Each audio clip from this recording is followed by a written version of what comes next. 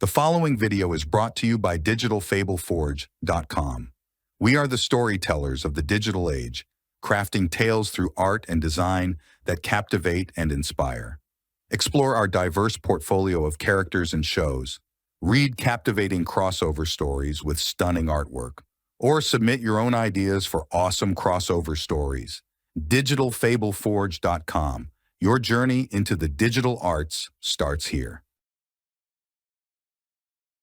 Prologue: The Mistaken Delivery. In the quiet hours of the morning, when the bustling city is still asleep and the stars twinkle their last before dawn, a large, mysterious crate arrives at the back door of Casa Bonita. The delivery truck, with its headlights cutting through the pre-dawn mist, comes to a gentle stop. The driver, rubbing his eyes from the long night's journey, checks his clipboard one last time. He's certain this is the place, even though the label on the crate reads, "Property of Freddy Fazbear's Pizza." With a shrug, he unloads the crate, leaving it among the festive decorations and vibrant colors of Casa Bonita's storeroom. Little does he know, he has just set in motion a series of events that will lead to an unforgettable adventure. As the sun rises and the staff begin to arrive, the crate goes unnoticed, blending in with the usual deliveries of food and supplies. But inside, the dormant animatronics await, ready to bring a different kind of entertainment to the unsuspecting restaurant. And so, as Cartman and his friends plan their day of fun, the stage is set for a night at Casa Bonita unlike any other. A night where fantasy and fear collide, and where a boy's love for his favorite place will be tested by the animatronic intruders meant for another world entirely. Chapter 1: The Arrival.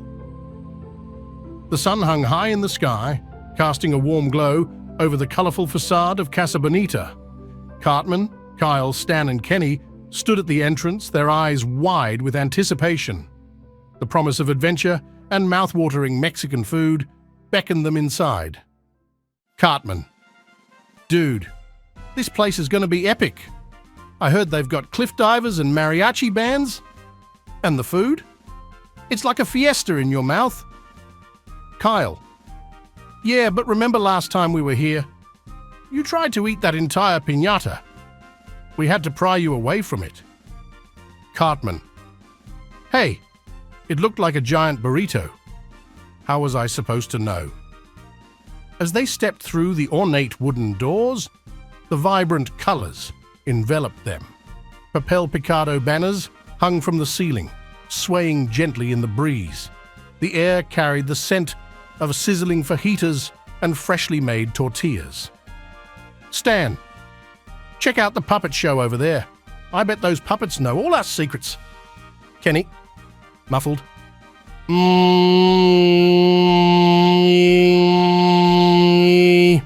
Cartman: "Kenny, quit mumbling.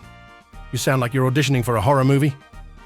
They wandered deeper into Casa Bonita, passing by the indoor waterfall and the replica of a Mexican village. The cliff divers leaped gracefully into the turquoise pool, their colorful trunks leaving ripples in the water. Kyle: "I'm going to try the sopapillas. They better be as good as Abuelita's."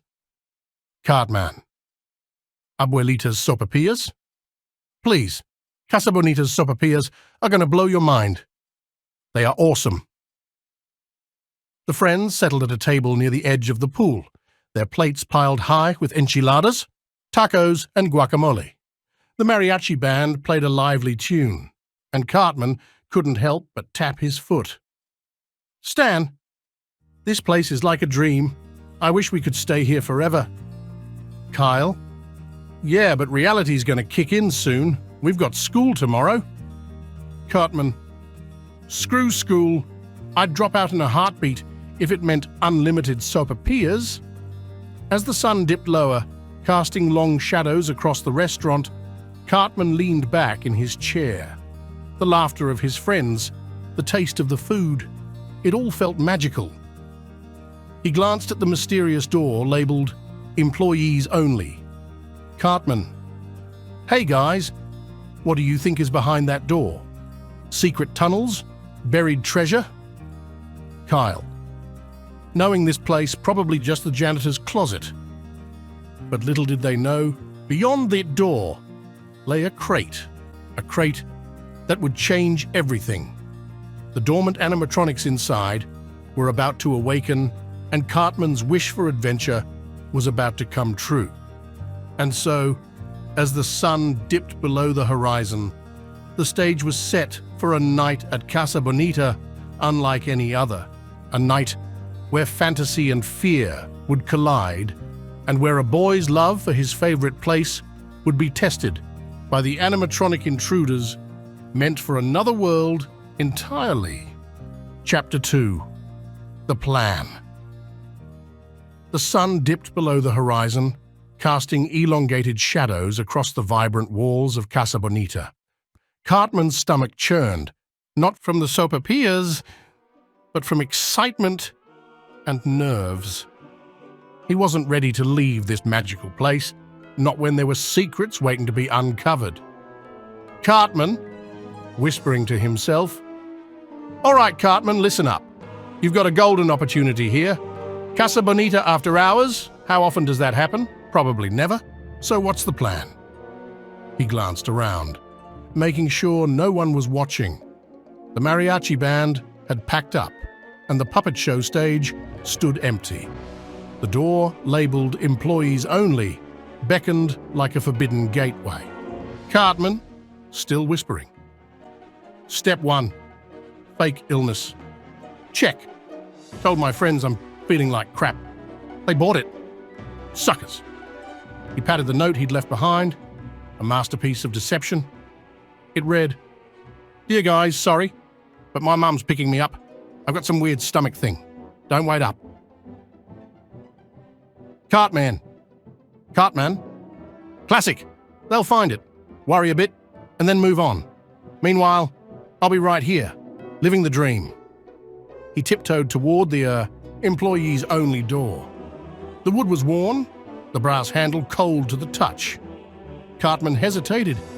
What awaited him beyond? Secret tunnels? Buried treasure? Or maybe just the janitor's mop closet, as Kyle had predicted.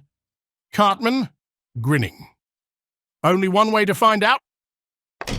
He pushed the door open, wincing at the creak.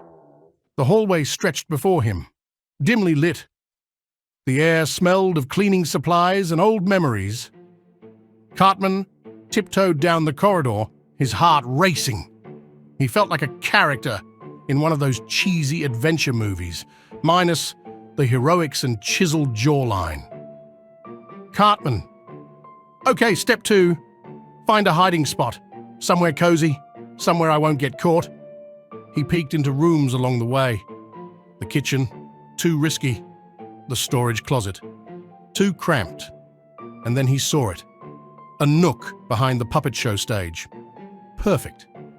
Cartman settled in, wedging himself between a dusty curtain and a stack of forgotten props.